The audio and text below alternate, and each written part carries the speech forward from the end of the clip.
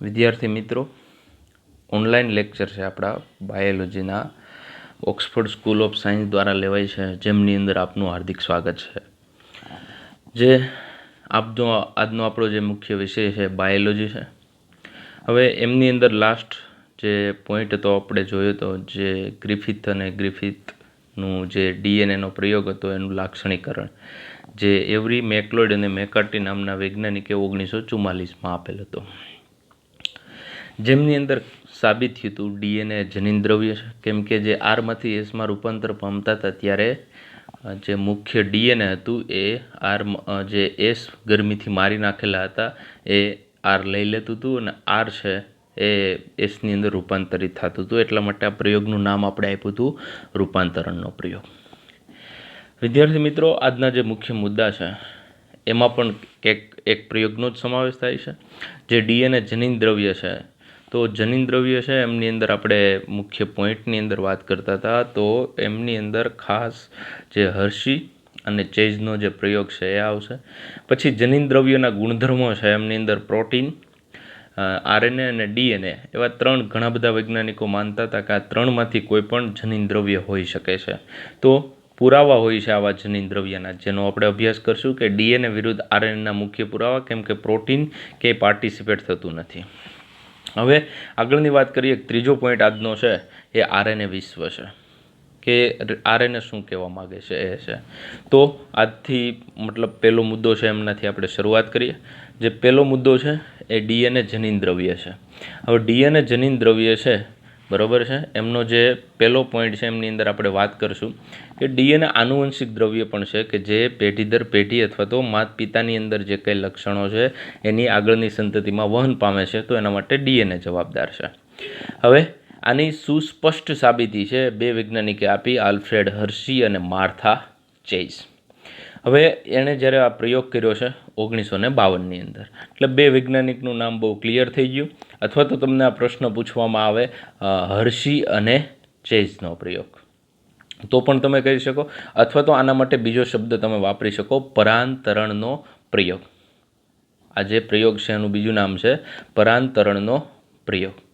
હવે જે પરાંતરણનો પ્રયોગ છે એની અંદર પહેલાં તો બેઝિક વસ્તુ સ્ટડી કરવાની રહે છે. તો બેઝિક વસ્તુની અંદર વિદ્યાર્થી મિત્રો તમે જોઈ શકો છો, અહીંયા મેં ધોરણ 12ની અંદર 10મા ચેપ્ટરની અંદર જે પોઈન્ટ આવે છે, બેક્ટેરિયોફાજ એટલે શું. દાખલા તરીકે કોરોના વાયરસ છે એ મનુષ્યનો વાયરસ છે, એટલે એ મનુષ્યમાં જ રોગ કરી શકે છે, બીજે ક્યાંય રોગ કરી શકતો નથી.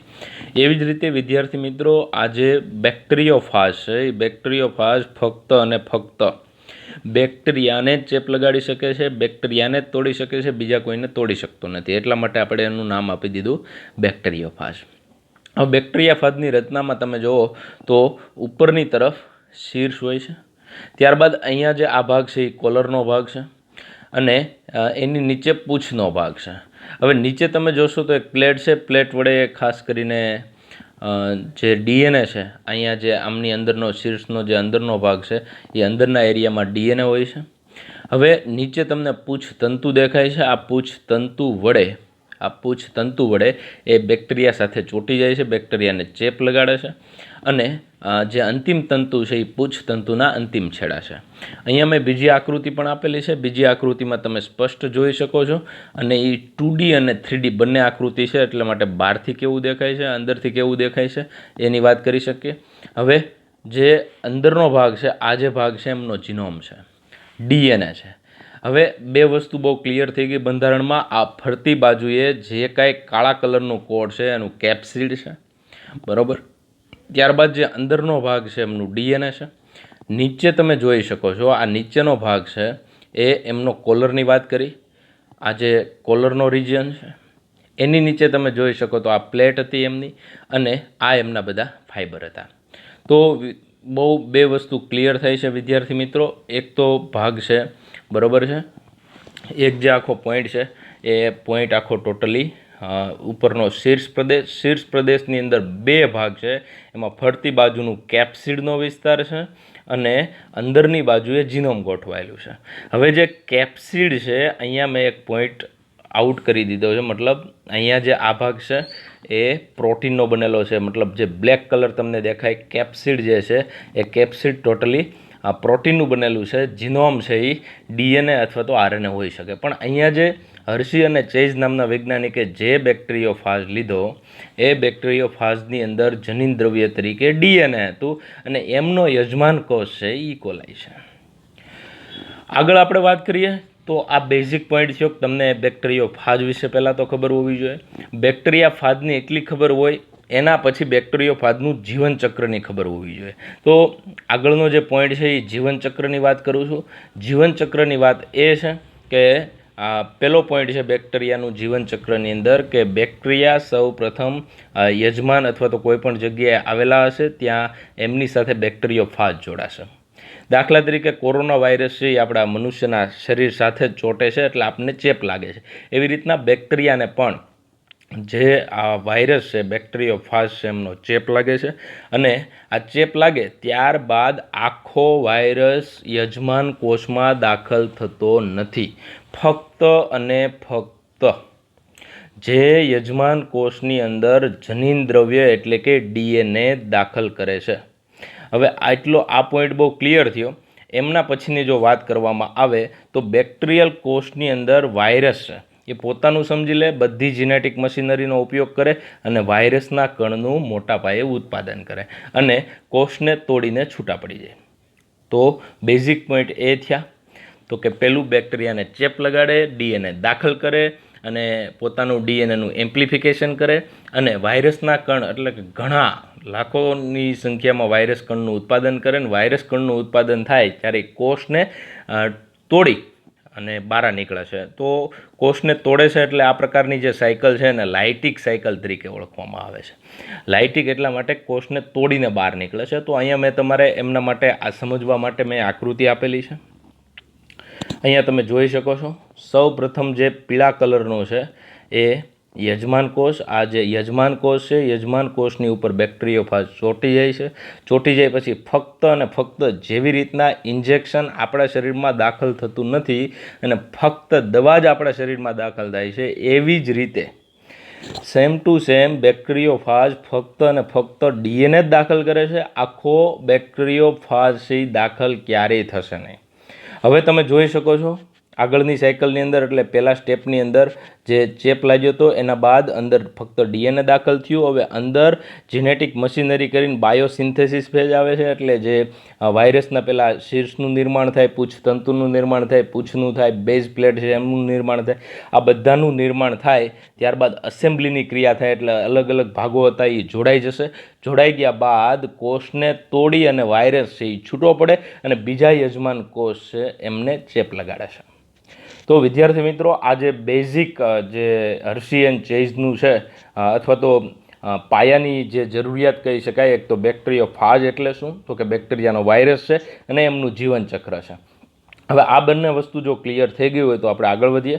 તો બેક્ટેરિયામાં વાયરસમાં પ્રોટીન અથવા તો ડીએનએ પ્રવેશે તે શોધવા માટે હર્શી અને ચેઝ. હવે વિદ્યાર્થી મિત્રો બહુ ક્લિયર છે કે બેક્ટેરિયોફાજની ફરતી બાજુએ કેપ્સિડ છે એ પ્રોટીનનું બનેલું છે. બેક્ટેરિયોફાજની અંદર જે જીનોમ છે એ ડીએનએનું બનેલું છે. હવે આમાંથી જે કેપ્સિડ છે એ બેક્ટેરિયોફાજમાં યજમાન કોષમાં દાખલ થાય છે અથવા તો ડીએનએ છે એ યજમાન કોષમાં દાખલ થાય છે. જો ડીએનએ દાખલ થતું હોય તો એનો મતલબ જો ડીએનએ જનીન દ્રવ્ય હશે તો જ દાખલ થઈને આખો નવો વાયરસ બનતો હશે. અને એવી જ રીતના જો આરએનએ દાખલ થતું કેપ્સિડ દાખલ થતું હશે તો પ્રોટીન જનીન દ્રવ્ય હશે. તો એની સમજૂતી માટે આપણે પહેલાં બેઝિક વસ્તુ અગેન પાછી જોઈએ તો કે આપણે આગળના લેક્ચરની અંદર ડીએનએ આપણે જોઈ ગયા છીએ. તો ડીએનએના જે મૂળભૂત ઘટકોની અંદર તમે જુઓ તો કાર્બન, હાઇડ્રોજન, ઓક્સિજન, નાઇટ્રોજન અને ફોસ્ફરસ. હવે એવી જ રીતના પ્રોટીનના ઘટકો છે એમની અંદર કાર્બન, હાઇડ્રોજન, ઓક્સિજન, નાઇટ્રોજન અને અંતમાં સલ્ફર. તો ડીએનએ અને પ્રોટીન ઘટકો છે એ બંનેની અંદરનો તમે તફાવત જોઈ શકો છો. તો તફાવતની અંદર મુખ્ય એક જ વાત છે કે ડીએનએના બંધારણમાં ફોસ્ફરસ હોય છે જે ફોસ્ફરિક એસિડના સ્વરૂપમાં હોય છે અને પ્રોટીનના બંધારણમાં સલ્ફર હોય છે જે સિસ્ટીન અને મિથિયોનિન નામના અમીનો એસિડમાં હોય છે. હવે હર્શી અને ચેઝ નામના વૈજ્ઞાનિકે પહેલું કામ એવું કર્યું કે કેટલાક વાયરસને રેડિયો એક્ટિવ એટલે કે જે ફોસ્ફરસ લીધો છે એ જે રેડિયો એક્ટિવ લીધો છે, જે આગળના પ્રયોગમાં હમણાં આપણે વાત કરીશું. હવે ફોસ્ફરસ રેડિયો લેબલ લીધો છે અને એના માધ્યમની અંદર બેક્ટેરિયોફાજનો ઉછેર કર્યો એટલે એમનું ડીએનએ ફક્ત રેડિયો લેબલ થયું હશે. એટલે ડીએનએ જ ફક્ત રેડિયો લેબલ થયું હશે કારણ કે ફોસ્ફરસ માધ્યમ જે છે, ફોસ્ફરસ યુક્ત માધ્યમ છે, એની અંદર ઉછેર કર્યો છે. પ્રોટીનની અંદર આવો ફોસ્ફરસ જોવા નથી મળતો, એટલા માટે પ્રોટીન છે એ ક્યારેય રેડિયો એક્ટિવ થયું હશે નહીં. તો આ પહેલો પોઈન્ટ છે. પહેલા પોઈન્ટની અંદર તમે જોઈ શકો છો કે ફોસ્ફરસ યુક્ત માધ્યમમાં ઉછેર્યા એટલે એક ટેસ્ટ ટ્યુબની અંદર એણે ફક્ત એટલે એ સ્ટેપ લીધેલું ગુલાબી કલરનું દેખાડ્યું છે. એ ટેસ્ટ ટ્યુબની અંદર જે ટેસ્ટ ટ્યુબ લીધી હતી, ટેસ્ટ ટ્યુબની અંદર જે કંઈ વાયરસનું ઉત્પાદન કર્યું એ વાયરસ હતા એ ફોસ્ફરસ યુક્ત માધ્યમમાં ઉછેર પામ્યા એટલે ફક્ત અને ફક્ત એમનું ડીએનએ જ લેબલ થયું. સેમ ટુ સેમ પ્રયોગ એમણે બીજો કર્યો કે બેક્ટેરિયોફાજનો એમણે સલ્ફરયુક્ત માધ્યમમાં ઉછેર કર્યો. હવે સલ્ફરયુક્ત માધ્યમમાં એનો ઉછેર કરવાના કારણે એનું પ્રોટીન છે એ રેડિયો એક્ટિવ થયું, નહીં કે ડીએનએ, કારણ કે ડીએનએના બંધારણમાં ફોસ્ફરસ હોય છે, સલ્ફર હોતો નથી. એટલે બે ટ્યુબ તમારી પાસે આવી ગઈ. બે ટ્યુબ, એક ટ્યુબની અંદર ફોસ્ફરસ મતલબ ડીએનએ લેબલ કરેલા છે એવા જે રેડિયો એક્ટિવ કરેલા છે એવા બેક્ટેરિયોફાજ છે, જ્યારે બીજી ટેસ્ટ ટ્યુબ છે એની અંદર ફક્ત પ્રોટીન રેડિયો લેબલ થયું હશે એવા બેક્ટેરિયોફાજ છે. તો આવું પહેલું કામ હર્શી અને ચેઝે કર્યું હતું. ત્યારબાદ આગળ વાત કરીએ કે આના 3 મુખ્ય તબક્કા છે. પહેલો તમે જોઈ શકો છો કે આજે એક સાઈડની પહેલાં વાત કરી લઈએ, ત્યારબાદ બીજી સાઈડની વાત કરશું. હવે પહેલાં આપણે વાત કરશું પ્રોટીનની. હવે આ જે પ્રોટીન છે, કેપ્સિડ છે, અંદર તમે બેક્ટેરિયોફાજની અંદર જોઈ શકો છો કે બેક્ટેરિયોફાજ છે એમની અંદર રેડિયો એક્ટિવ તત્વ S35 લીધેલું છે. હવે S35 લેવામાં આવશે વિદ્યાર્થી મિત્રો ત્યારે ફક્ત પ્રોટીનનું જ રેડિયો લેબલ થશે. હવે તમે બેક્ટેરિયોફાજની પહેલાં એમણે 3 સ્ટેપ કર્યા. પહેલાં સંક્રમણ એટલે કે ચેપ લગાડ્યો. ચેપ લગાડ્યા બાદ એનું બ્લેન્ડિંગ કર્યું. બ્લેન્ડિંગ એટલે બ્લેન્ડર માર્યું એટલે બંને છૂટા પડી ગયા અને ત્યારબાદ સેન્ટ્રીફ્યુગેશન કર્યું. હવે તમે વિદ્યાર્થી મિત્રો એ જોઈ શકો છો કે પહેલાં જે સલ્ફરયુક્ત માધ્યમમાં ઉછેર કર્યા હતા એ બેક્ટેરિયોફાજ છે, બરાબર, એમનો ચેપ લગાડ્યો. ચેપ લગાડ્યો એટલે કે જે કાંઈ ડીએનએ ટ્રાન્સફર થયું એ ફક્ત રેડિયો લેબલ વગરનું થયું. જે બહારનો વિસ્તાર છે, અહીંયા જે આ વિસ્તાર છે એ કેપ્સિડ છે. કેપ્સિડ છે એ પ્રોટીનનું બનેલું છે, એ બહારની બાજુ રહી ગયું. હવે તમે વ્યવસ્થિત જોઈ શકો છો બ્લેન્ડિંગની પ્રક્રિયા કરી એટલે કે છૂટા પડી ગયા. બેક્ટેરિયોફાજ અને યજમાન કોષ બંને છૂટા પડી જાય છે. હવે આ બંને છૂટા પડી ગયા અને ત્યારબાદ આ જે યજમાન કોષ છે, યજમાન કોષની અંદર આ યજમાન કોષ છે એની અંદર S35 જોવા મળ્યું નહીં. એનું સેન્ટ્રીફ્યુગેશન કર્યું. સેન્ટ્રીફ્યુગેશન એ પ્રક્રિયા છે, એમની અંદર ખાસ કરીને RPM રોટેશન પર મિનિટ પર જે કાંઈ આપણે ડીએનએ અને આ જે બેક્ટેરિયોફાજ લીધા એને ઘુમાવવામાં આવે છે. ઉપર જે ટેસ્ટ ટ્યુબ જેવું હોય છે, નીચે જે મળે છે એને પેલેટ અને ઉપર જે મળે એને સુપરનેટેન્ટ કહેવાય, કેમ કે બેક્ટેરિયોફાજ છે એનો મોલેક્યુલર વેઇટ ઓછો હોય છે, એ ઉપર આવે છે અને યજમાન કોષ એ બધા નીચે આવે છે. ઉપરની બાજુએ S35 જોવા મળ્યું, નીચે S35 જોવા મળ્યું નહીં. એનો મતલબ એવો થયો વિદ્યાર્થી મિત્રો કે જે બેક્ટેરિયોફાજ છે એ ડીએનએ દાખલ કરે છે એ રેડિયો લેબલ વગરનું છે અને જે S35 છે એ બહારની બાજુ સુપરનેટેન્ટ નિતારમાં રહી જાય છે. તો આ જે એક સાઈડનો પ્રયોગ હતો. બીજા સાઈડની વાત કરીએ તો રેડિયો એક્ટિવ જે ફોસ્ફરસયુક્ત માધ્યમની અંદર ઉછેર કર્યા હતા એમનું ડીએનએ લેબલ થયું હતું. ડીએનએ વચ્ચે તમે લાલ કલરનું જોઈ શકો છો, જે એવું દર્શાવે છે કે અંદરનું જે ભાગ છે એ રેડિયો લેબલ થયો છે. એ રેડિયો લેબલ થયો ત્યારબાદ 3 સ્ટેપ પહેલાં ફોલો કરવામાં આવે. પહેલું સંક્રમણ એટલે જે બેક્ટેરિયોફાજ છે એ બેક્ટેરિયા સાથે અથવા યજમાન કોષ સાથે ચોંટી જાય છે. એ ચોંટી ગયા બાદ અંદર ડીએનએ દાખલ કરે. અંદર ડીએનએ તમે જોઈ શકો છો રેડિયો લેબલ છે. બ્લેન્ડિંગ કર્યું એટલે જે છૂટું પડી જાય, ખાસ કરીને જે બેક્ટેરિયોફાજ અને જે બેક્ટેરિયા બે જોડાણ હતા, ચેપ લાગ્યો હતો, એ બંને છૂટા પડી જાય છે. છૂટા પડી ગયા બાદ હવે જે બેક્ટેરિયા મળ્યા એનું જો સેન્ટ્રીફ્યુગેશન કરવામાં આવે તો સેન્ટ્રીફ્યુગેશનની અંદર નીચે બેક્ટેરિયાનો વજન વધારે, મોલેક્યુલર વેઇટ વધારે હોવાથી એ નીચે બેસી જશે. ત્યારબાદ હવે જે ઉપરનું જે મળશે, અહીંયા જે નીચે બેક્ટેરિયા બેસી ગયા હતા અને ઉપર રહેતા એ બધા બેક્ટેરિયોફાજ હશે. અહીંયા P32 જોવા મળ્યું નહીં, અહીંયા P32 જોવા મળ્યું, અને અહીંના જે કોષો છે, અહીંના જે કોષો જોવા મળ્યા એ સુપરનેટેન્ટમાં P32 ન જોવા મળ્યું. સુપરનેટેન્ટ એટલે ઉપરનો વિસ્તાર ટેસ્ટ ટ્યુબની અંદર, અને જે બેક્ટેરિયા હતા બેક્ટેરિયાની અંદર P32 જોવા મળ્યું. એનો મતલબ વિદ્યાર્થી મિત્રો એ થયો કે જે ડીએનએ છે એ જ ફક્ત બેક્ટેરિયોફાજમાંથી દાખલ થાય છે, અને ડીએનએ છે એ જનીન દ્રવ્ય છે, એ આપણે ખાસ કરીને આ પ્રયોગ દ્વારા જાણી શકીએ. તો અહીંયા એ જ લખેલું છે, જ્યારે બેક્ટેરિયા રેડિયો એક્ટિવ ડીએનએવાળાથી સંક્રમિત થયા તે રેડિયો એક્ટિવ રહ્યા. આનાથી સ્પષ્ટ થાય જે દ્રવ્ય વાયરસમાંથી બેક્ટેરિયામાં પ્રવેશે છે એને આપણે જનીન દ્રવ્ય છે, અને એ ડીએનએ છે. જેમાં રેડિયો એક્ટિવ પ્રોટીન હતું તે રેડિયો એક્ટિવ ના રહ્યા. આનાથી સંકેત મળે કે વાયરસમાં પ્રોટીન ક્યારેય પ્રવેશ કરી શકતું નથી. આ કારણે આનુવંશિક દ્રવ્ય છે એ ડીએનએ છે, જે વાયરસમાંથી બેક્ટેરિયામાં પ્રવેશ પામે છે. તો વિદ્યાર્થી મિત્રો, આ જે લેક્ચર હતો, આ જે પોઈન્ટ હતો, એ પોઈન્ટની અંદર ખાસ હર્શી અને ચેઝ દ્વારા જે પરાંતરણ એટલે કે ટ્રાન્સડક્શન તરીકે પણ ઓળખી શકીએ છીએ, જેમાં જે ડીએનએ છે એ જ ફક્ત બેક્ટેરિયામાં દાખલ થાય છે, જેથી ડીએનએને આપણે આનુવંશિક દ્રવ્ય તરીકે ગણી શકીએ.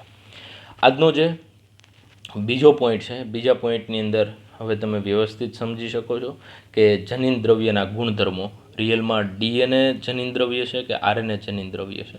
બંને જનીન દ્રવ્ય છે. તો બંનેમાંથી પ્રભાવી કોણ છે? પ્રભાવી એટલે સૌથી મોટે ભાગે ક્યુ જોવા મળતું હોય છે.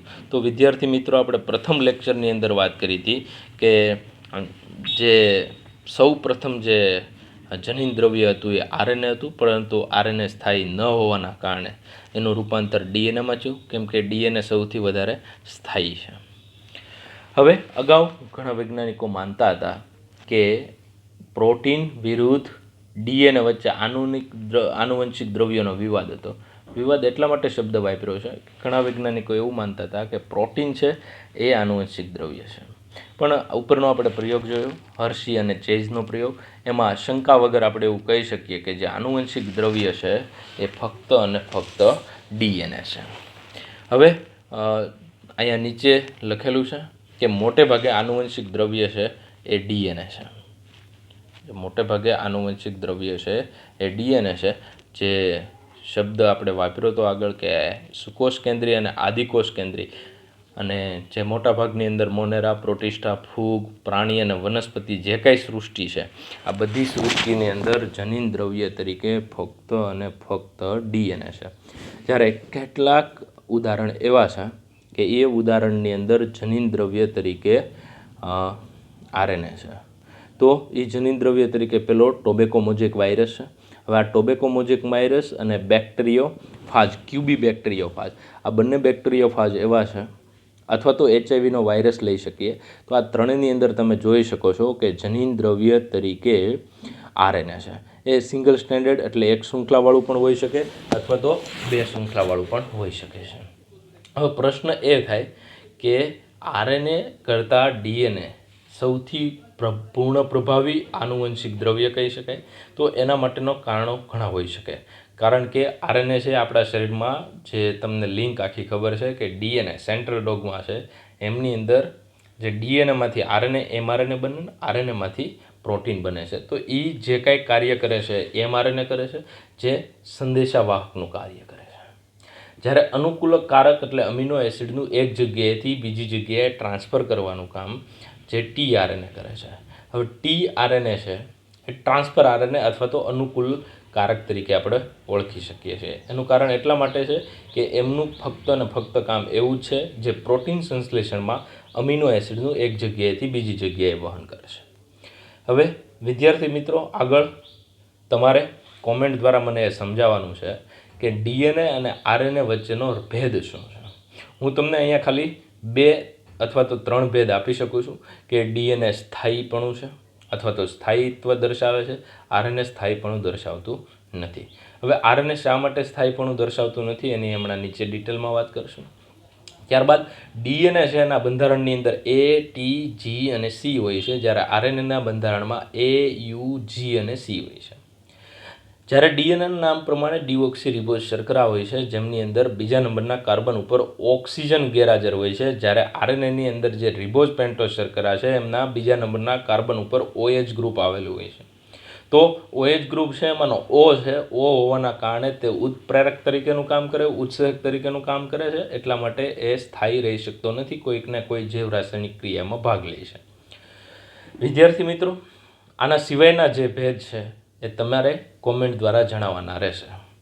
હવે કોઈ પણ જનીન દ્રવ્ય પૂર્ણ પ્રભાવી હોય કે ન હોય, આરએનએ વર્સિસ ડીએનએની વાત કરીએ, આમ તો આપણી પાસે શરૂઆતની અંદર પ્રોટીન, આરએનએ અને ડીએનએ એવા 3 પ્રકારના જનીન દ્રવ્ય તરીકે માનવામાં આવતા હતા. પણ કોણ સૌથી વધારે સ્થાયી છે, કોણ સૌથી વધારે જે અમુક પ્રકારના માપદંડો લઈ શકાય, તો એ માપદંડોને ફોલો કરી શકે એમ છે. તો હવે જે આપણે નીચે માપદંડોને પહેલાં સમજીએ કે 4 પ્રકારના કુલ માપદંડો છે. હવે 4 પ્રકારના જે માપદંડની અંદર પહેલું, હવે પ્રતિકૃતિ બનાવતા હોવા જોઈએ. પહેલો પોઈન્ટ છે પ્રતિકૃતિ બનાવતા અથવા તો બનાવવામાં સક્ષમ હોવા જોઈએ. તો એનો મતલબ થયો કે ડીએનએમાંથી ડીએનએ બને, જેને આપણે સ્વયંજનનની ક્રિયા કહીએ છીએ. તો એક રેપ્લિકેશનની ક્રિયા. પ્રતિકૃતિ એટલે સેમ ટુ સેમ એમના જેવા બનાવવા જોઈએ. બીજી વાત એ છે કે આરએનએ પ્રતિકૃતિ બનાવી શકે છે, પ્રોટીન પ્રતિકૃતિ બનાવી શકે છે, અથવા તો ડીએનએ પ્રતિકૃતિ બનાવી શકીએ છીએ. તો પહેલાં જે 3 માપદંડની અંદર પહેલું માપદંડ છે રેપ્લિકેશન. તો કોણ આવું કામ કરે છે? જે કામ આ કરતા હશે, જે સારામાં સારું આનુવંશિક દ્રવ્ય અથવા તો પૂર્ણ પ્રભાવી હેરિડિટી મટીરિયલ તરીકે અથવા જનીન દ્રવ્ય તરીકે ઓળખી શકીએ. બીજું શબ્દ વાપર્યો છે કે રાસાયણિક રીતે અને રચનાત્મક રીતે. રાસાયણિક રીતે સ્થાયી અને રચનાત્મક, એની રચનાની અંદર અમુક સમય જાય એટલે ફેરફાર થવો ન જોઈએ, એવી રીતના સ્થાયી હોવું જોઈએ. તો 3માંથી કોણ? આરએનએ, ડીએનએ અથવા પ્રોટીન, આ 3માંથી સૌથી વધારે સ્થાયી કોણ છે? જે પ્રશ્નનો જવાબ હમણાં નીચે તમને મળી જશે. એટલે પહેલું પ્રતિકૃતિ, બીજું સ્થાયી. જે સ્થાયી હશે એ જ ખાસ કરીને આગળ પ્રભાવી દ્રવ્ય અથવા તો જેને આપણે શબ્દ વાપરી શકીએ કે જે રાસાયણિક જનીન દ્રવ્ય તરીકે અથવા તો આનુવંશિક જનીન દ્રવ્ય તરીકે એને સ્વીકાર્યું હોય, પૂર્ણ પ્રભાવી હોય.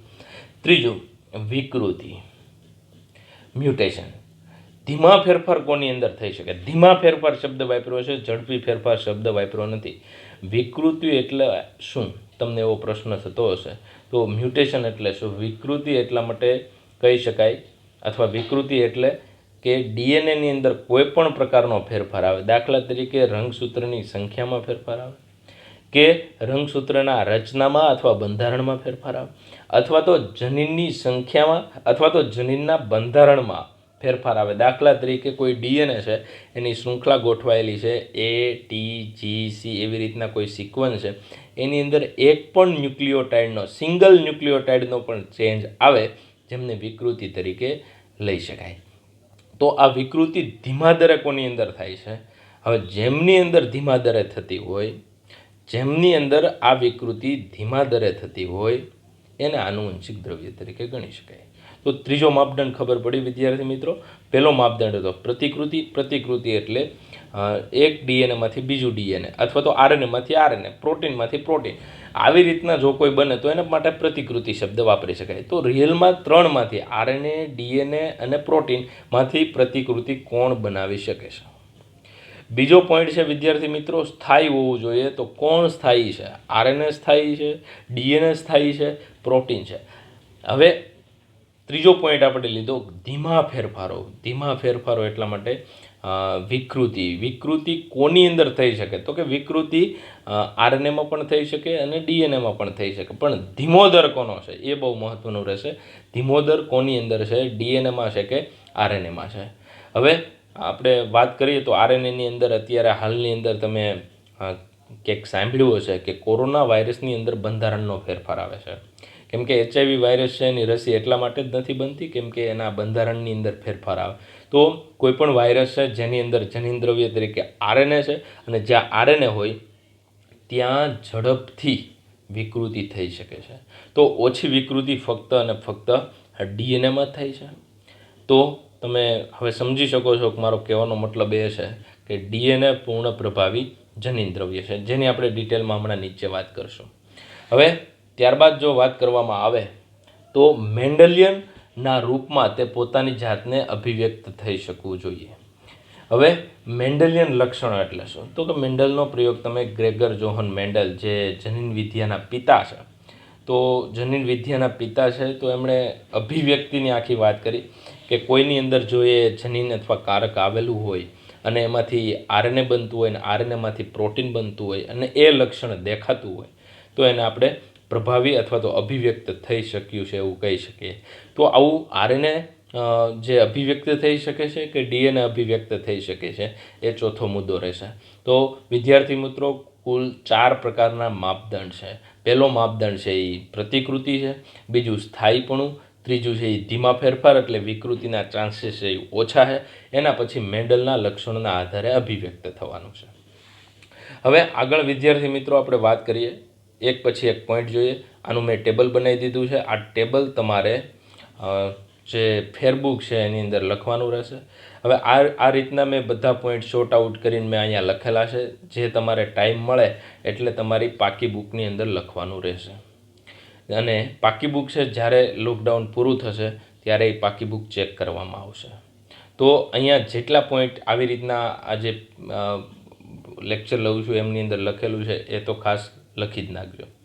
હવે પહેલું માપદંડ હતું પ્રતિકૃતિ. તો પ્રતિકૃતિની અંદર જો વાત કરવામાં આવે તો પ્રતિકૃતિ ડીએનએની થઈ શકે છે, આરએનએની થઈ શકે છે, પ્રોટીનની પ્રતિકૃતિ થઈ શકતી નથી. એટલે પહેલા જ પોઈન્ટની અંદર જે 3 પ્રકારના આપણે પ્રોટીન, આરએનએ અને ડીએનએની પસંદગી કરી હતી, એમાં જે પ્રતિકૃતિ છે એ ડીએનએની અને આરએનએ થઈ શકે છે, પ્રોટીનની થઈ શકતી નથી. એટલા માટે પ્રોટીન છે એ જનીન દ્રવ્ય નથી. એટલે પહેલા જ વારની અંદર, પહેલા જ જે ક્રાઇટેરિયા છે, પહેલો જ માપદંડ છે, એ માપદંડની અંદર પ્રોટીન નીકળી જાય છે. એનો મતલબ એવો થયો પ્રોટીન જનીન દ્રવ્ય નથી. હવે જે બીજા પોઈન્ટની વાત કરવામાં આવે સ્થાયીપણું. હવે સ્થાયીપણું એટલે બેની જ હવે આપણે વાત કરવાની રહેશે. ડીએનએ અને આરએનએ જે પ્રતિકૃતિ નથી બનાવતું એટલે પ્રોટીન જનીન દ્રવ્ય નથી, આપણે નીકાળી દીધું. હવે વાત કરશું એ આપણે ફક્ત અને ફક્ત સ્થાયીપણાની વાત કરશું. તો કોણ વધારે સ્થાયી છે? ડીએનએ વધારે સ્થાયી છે કે આરએનએ વધારે સ્થાયી છે? તો હવે જો ડીએનએની વાત કરવામાં આવે તો ડીએનએ વધારે સ્થાયી છે. એનું તમે કારણ જોઈ શકો છો કે ગ્રિફિથનો પ્રયોગ. હવે ગ્રિફિથના પ્રયોગની અંદર આપણે જે લાસ્ટ પોઈન્ટ લીધો હતો એ લાસ્ટ પોઈન્ટની અંદર આપણે એવું લીધું હતું, ગરમીથી મારી નાખેલા એસ. ધ્યાન રાખીને સાંભળજો વિદ્યાર્થી મિત્રો. ગરમીથી મારી નાખેલા એસ અને જીવંત આર. જે ગરમીથી મારી નાખ્યા હતા એટલે કે અરાઉન્ડ આપણે 90થી 100 ડિગ્રી સેલ્સિયસ તાપમાન, જેના કારણે કોષ તૂટી ગયો હતો. કોષ તૂટી ગયો તો ડીએનએ બહાર આવ્યું હતું. એટલું બધું તાપમાન આપવા છતાં ડીએનએનું પાછું જો યોગ્ય તાપમાન આપવામાં આવે તો એ પાછું પોતાનું બંધારણ હોય એવું જ કરી દે છે. એનો મતલબ એવો થયો કે ઊંચા તાપમાને પણ ડીએનએ છે એ સ્થાયિત્વપણું દર્શાવે, એના બંધારણમાં ફેરફાર આવતો નથી. તો ગ્રિફિથનો પ્રયોગ પરથી એવું સાબિત કરી શકાય કે ડીએનએનું બંધારણ છે એ સ્થાયીપણું દર્શાવે છે. બીજી બાબત કે ડીએનએના બંધારણની અંદર યુરેસિલની જગ્યાએ થાઇમિન હોય છે. થાઇમિન હોવાના કારણે જે ડીએનએનું સ્થાયિત્વપણું છે એ વધારે આપે છે. વિદ્યાર્થી મિત્રો, 2 પોઈન્ટ બહુ ક્લિયર થયા. એક તો ગ્રિફિથનો પ્રયોગ, ગ્રિફિથના પ્રયોગની અંદર લાસ્ટ સ્ટેપની અંદર જોઈ શકો છો કે ડીએનએને ગરમીથી મારી નાખેલા એસની અંદરથી જે ડીએનએ બહાર નીકળતું હતું એ ડીએનએ સ્થાયીપણું દર્શાવતું હતું, જે આર દ્વારા લેવાતું હતું અને આરનું રૂપાંતર એસમાં થતું હતું, જે સ્થાયીપણું છે. જ્યારે બીજું વાત કરીએ તો ડીએનએના બંધારણમાં યુરેસિલના સ્થાને થાઇમિન હોય છે, આરએનએના બંધારણમાં યુરેસિલ હોય છે અને ડીએનએના બંધારણમાં થાઇમિન હોય છે. ડીએનએના બંધારણમાં થાઇમિન હોવાના કારણે ડીએનએનું બંધારણ વધારે પ્રમાણમાં સ્થાયી આપે છે. બીજું આપણે આગળ એક લેક્ચરની અંદર વાત કરી હતી કે ડીએનએના બંધારણની અંદર તમે જુઓ તો બધી રિંગનો સરવાળો એટલે 2 પ્યુરિનની રિંગ હતી અને એક પિરિમિડિનની હતી. ટોટલ સરવાળો 3 રિંગનો થતો હતો.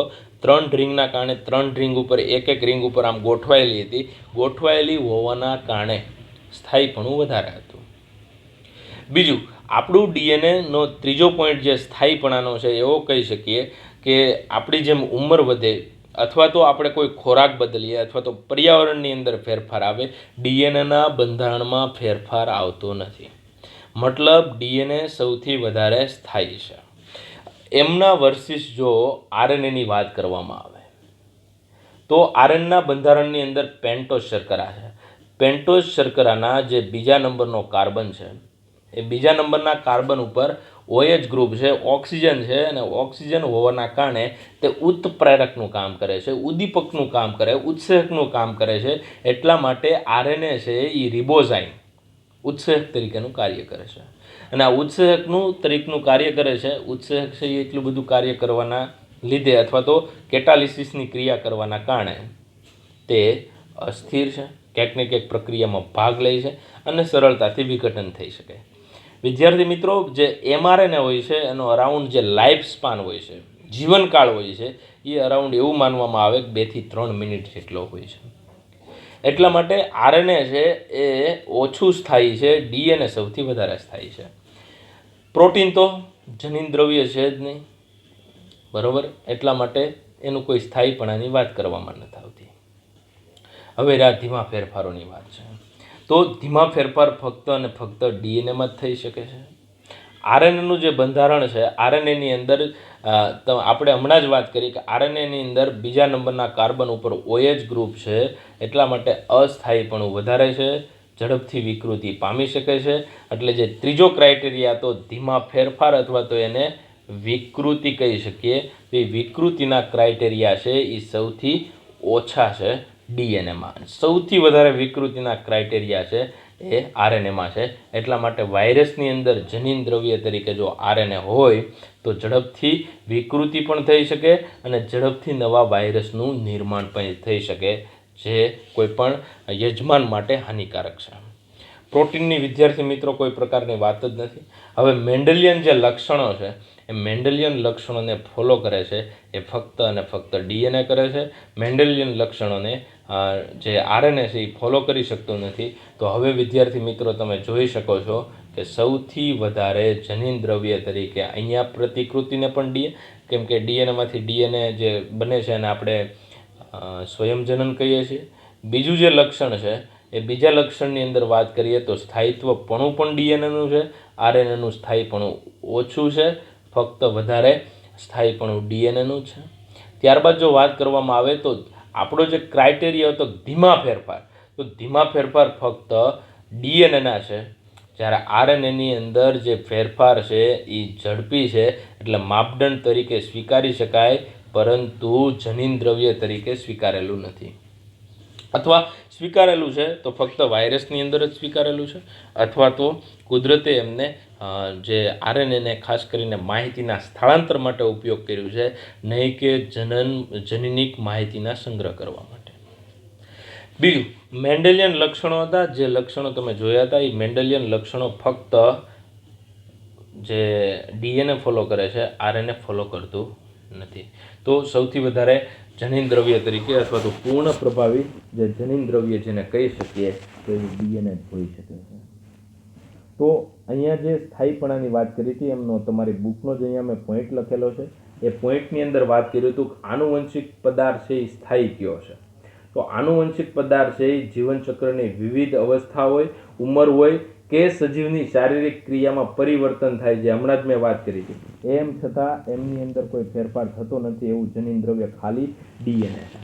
અહીંયા આ જ પોઈન્ટની હમણાં મેં તમને સમજણ આપી હતી કે ડીએનએ દ્રવ્યનો એકમાત્ર ગુણધર્મ છે કે ગ્રિફિથના રૂપાંતરણના સિદ્ધાંત પરથી સ્પષ્ટ થાય કે ગરમીથી બેક્ટેરિયાનું મૃત્યુ થઈ જાય, પરંતુ આનુવંશિક દ્રવ્યમાં કેટલાક ગુણધર્મો નષ્ટ થઈ શકતા નથી, કારણ કે તે સ્થાયી છે. હવે ડીએનએના જે પ્રેક્ટિકલ પરથી આપણે અથવા તો જે પ્રયોગ કર્યો તો એના ઉપરથી સમજી શકીએ કે ડીએનએની બંને શૃંખલાઓ એકબીજાને પૂરક હોય છે. એટલે એની સામે ટી હોય, જીની સામે સી હોય છે. આખા ડીએનએના બંધારણની અંદર કોઈ પણ બેઝ છે તમે જોઈ શકો તો એની સામે ટી હોય અને જીની સામે સી હોય, અથવા સીની સામે જી તો ટીની સામે એ હોય છે. એટલે ડીએનએનું જે બંધારણ છે એકદમ સ્થાયી પણ હોય છે, કેમ કે સામાન્ય રીતે આપણું જે ડીએનએ હોય છે એ બેવડી કુંતલમય રચના, પરંતુ જો એમને ગરમ કરવામાં આવે તો એમનું ડીનેચુરેશનની ક્રિયા થાય છે, વિનૈસર્ગીકૃતની ક્રિયા થાય છે. એટલા માટે બંને શૃંખલાઓ ઊંચા તાપમાને છૂટી પડી જાય છે. પરંતુ જો પાછું યોગ્ય તાપમાન આપવામાં આવે તો પાછું ડીએનએ યોગ્ય બંધારણમાં જેવું હતું એવું ડીએનએ ગોઠવાઈ જાય, જેમને રીનેચુરેશનની ક્રિયા તરીકે ઓળખવામાં આવે છે. એટલા માટે વિદ્યાર્થી મિત્રો આપણે ખાસ કરીને કહી શકીએ કે ડીએનએ પૂર્ણ પ્રભાવી, સ્થાયી, ધીમું વિકૃતિ પામનાર, પ્રતિકૃતિ અને મેન્ડેલિયન લક્ષણોને અભિવ્યક્ત કરનારું છે. જેથી જ સુકોષ કેન્દ્રીય અને આદિકોષ કેન્દ્રીય ઘણા બધા વાયરસની અંદર જનીન દ્રવ્ય તરીકે ડીએનએ છે. અમુકની અંદર અપવાદ રીતે આરએનએ જનીન દ્રવ્ય તરીકે હોઈ શકે છે, જે અપવાદ કેસ કહી શકાય. પણ એમની અંદર જે વિકૃતિનો દર છે, સ્થાયિત્વપણું છે, જે વિકૃતિનો દર વધારે છે, સ્થાયીપણું ઓછું હોય છે. આગળની વાત કરીએ, અભિવ્યક્તિ એટલે શું, એમનો જ પોઈન્ટ છે. અભિવ્યક્તિ એટલે આપણે એમ કહી શકીએ કે ડીએનએ માંથી એમઆરએનએ બને, એમઆરએનએ માંથી પ્રોટીન બને, જેને આપણે બીજા શબ્દોમાં કહી શકીએ તો સેન્ટ્રલ ડોગમા.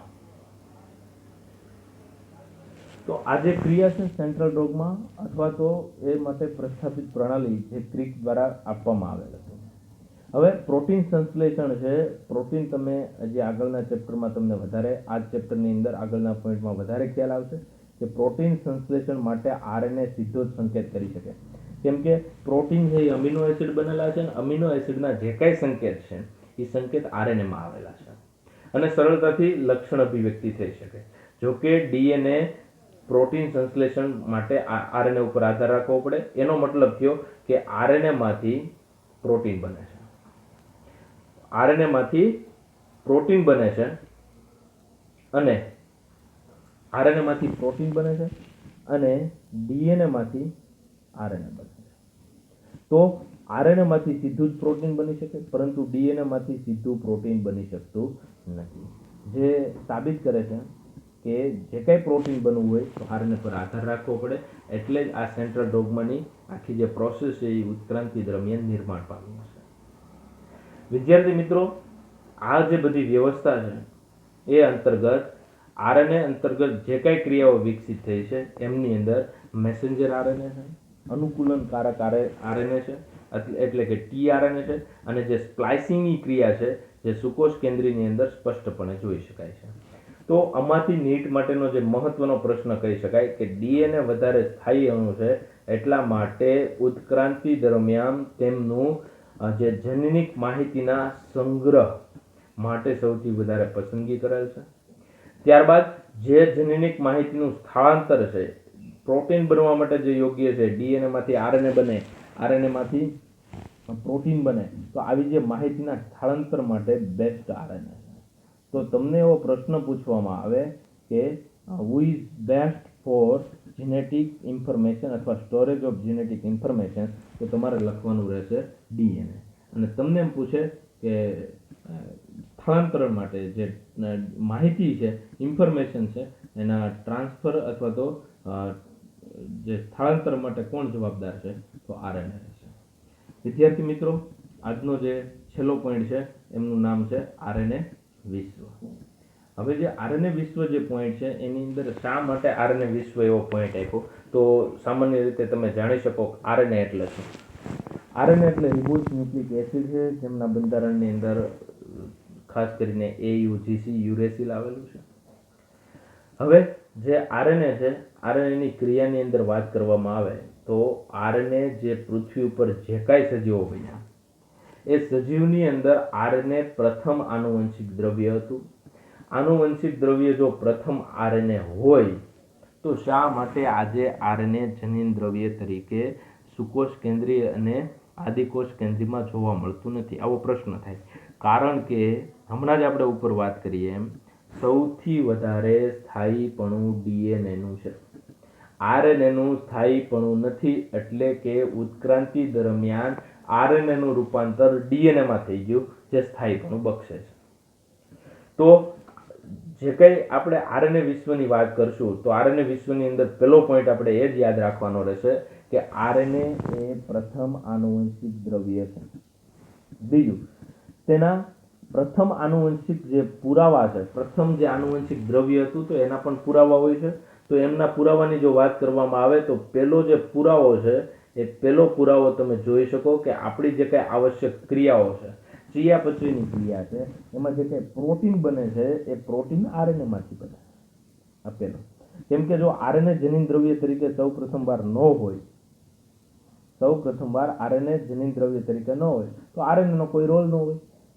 ડીએનએ છે એ માંથી આરએનએ બને છે, એટલે આપણે એવું કહી શકીએ કે આરએનએ નું રૂપાંતર ડીએનએ માંથી, પછી ડીએનએ માંથી આરએનએ બને, આરએનએ માંથી પ્રોટીન બને, આવું હોઈ શકે. પણ આરએનએ માંથી આજના સમયમાં પણ ચયાપચયની ક્રિયા એટલે કે પ્રોટીન દ્વારા થાય છે, પ્રોટીન બને છે અને પ્રોટીન દ્વારા ક્રિયા થાય છે. ત્યારબાદ જે ભાષાંતરની ક્રિયા છે, ભાષાંતરની ક્રિયા આપણે આગળના લેક્ચરમાં એ જ કીધી હતી કે એમઆરએનએ છે એમાંથી પ્રોટીનનું નિર્માણ થાય. પ્રોટીન એટલે કે અમીનો એસિડની પેપ્ટાઇડ બંધ વડે જોડાઈને લાંબી શૃંખલા બને છે. ત્યારબાદ જોડાણ કરતા સ્પ્લાઇસિંગની વાત કરવામાં આવે. સ્પ્લાઇસિંગ છે એ આગળ, કેમ કે આદિકોષ કેન્દ્રી અને સુકોષ કેન્દ્રીના ડીએનએમાં પણ ઘણો બધો ફેરફાર છે.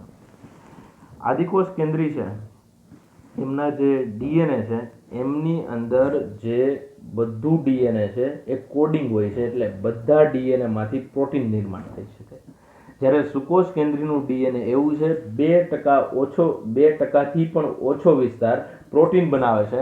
98% ડીએનએ નકામું ડીએનએ છે, જેમાંથી કોઈ પણ પ્રકારનું પ્રોટીન બનતું નથી. વિદ્યાર્થી મિત્રો, અહીંયા હું તમને સ્પ્લાઇસિંગ શબ્દ સમજાવવા માંગુ છું કે જે સ્પ્લાઇસિંગ છે એની અંદર જે નકામો પદાર્થ છે અને નકામું ડીએનએ છે, નકામી સિક્વન્સ છે ડીએનએની, એને દૂર કરી અને જે કામ કરે છે ડીએનએને જોડવું, અથવા એક્ઝોન જે ભાગ છે ડીએનએનો એને જોડવું. હવે ડીએનએની અંદર બે ભાગ હોય છે, ઇન્ટ્રોન અને એક્ઝોન. એક્ઝોન છે એ કામ કરતું અથવા પ્રોટીનને સંકેત આપતું ડીએનએ છે. ઇન્ટ્રોન છે એ પ્રોટીન બનાવતું નથી, એટલા માટે ઇન્ટ્રોનને દૂર કરવાની ક્રિયા છે. ઇન્ટ્રોનને દૂર કરવાની ક્રિયાને જોડાણ કરતા અથવા તો સ્પ્લાઇસિંગ તરીકે ઓળખીએ છીએ. અને આ બધી જે ક્રિયા છે, ચયાપચય છે, ભાષાંતર છે કે જોડાણ કરતા અથવા સ્પ્લાઇસિંગની ક્રિયા છે, ઇન્ટ્રોન દૂર કરવાની ક્રિયા છે, એ ફક્ત અને ફક્ત આરએનએ દ્વારા વિકાસ પામી છે. જેથી આપણે કહી શકીએ કે આરએનએ એ આપણું પ્રથમ આનુવંશિક દ્રવ્ય હતું. આ 3 એમના પુરાવા છે. જો તમને વિદ્યાર્થી મિત્રો એવું પૂછવામાં આવે કે પ્રથમ આનુવંશિક દ્રવ્ય છે એમના પુરાવા આપો, તો પુરાવાની અંદર ભાષાંતર અને સ્પ્લાઇસિંગનો ઉલ્લેખ કરી તમે એવો શબ્દ લખી શકો કે આ બધું જ આરએનએ છે એટલે નિર્માણ પામ્યું છે, જે આદિકોષ કેન્દ્રી અને સુકોષ કેન્દ્રી સજીવની અંદર જોવા મળે છે. હવે ત્યારબાદ વાત કરીએ તો શા માટે આરએનએ છે એનું રૂપાંતર ડીએનએમાં થયું, જેની હમણાં વાત કરી હતી કે જે પેન્ટોસ શર્કરા છે, પેન્ટોસ શર્કરાના બીજા નંબરના કાર્બન ઉપર ઓક્સિજન ગ્રુપ હોય છે આરએનએમાં. આરએનએમાં આ હોવાના કારણે તે ઉત્પ્રેરક તરીકે, ઉત્પ્રેરક એટલા માટે ઉત્સેચક તરીકે કામ કરે છે. ઉત્સેચકની તરીકે કામ કરે છે, જેનું મેં ઉદાહરણ તમને આપ્યું, રિબોઝાઇમ.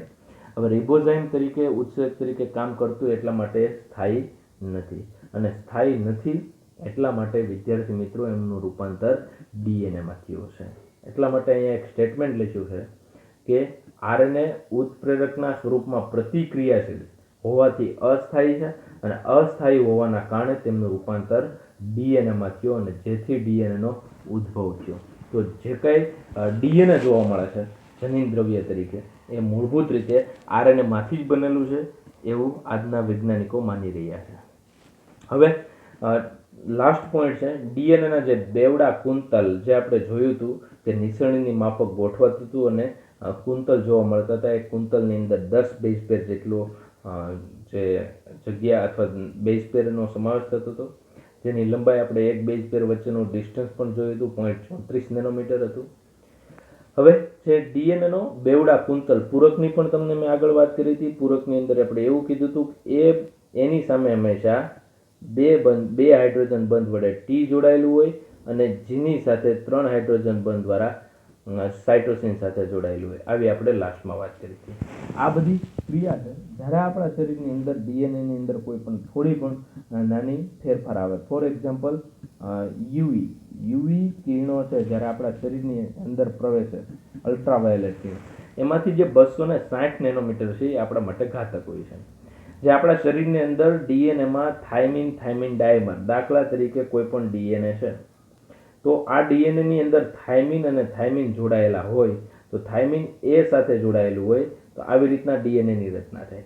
તો આ બંને વચ્ચે જે 2 હાઇડ્રોજન બંધ હતા એમની જગ્યાએ થાઇમિન વચ્ચે બંધ બનાવી દેશે. આવું કામ અલ્ટ્રાવાયોલેટ કરે છે. તો આવું કદાચ આપણા શરીરમાં થયું હોય, પરંતુ આપણા શરીરની અંદર સમારકામની ક્રિયાઓ છે. હવે સમારકામની પ્રક્રિયા એવી પ્રક્રિયા છે કે જે ડીએનએમાં થોડી ઘણી વિકૃતિ આવી હોય, ફેરફાર આવ્યો હોય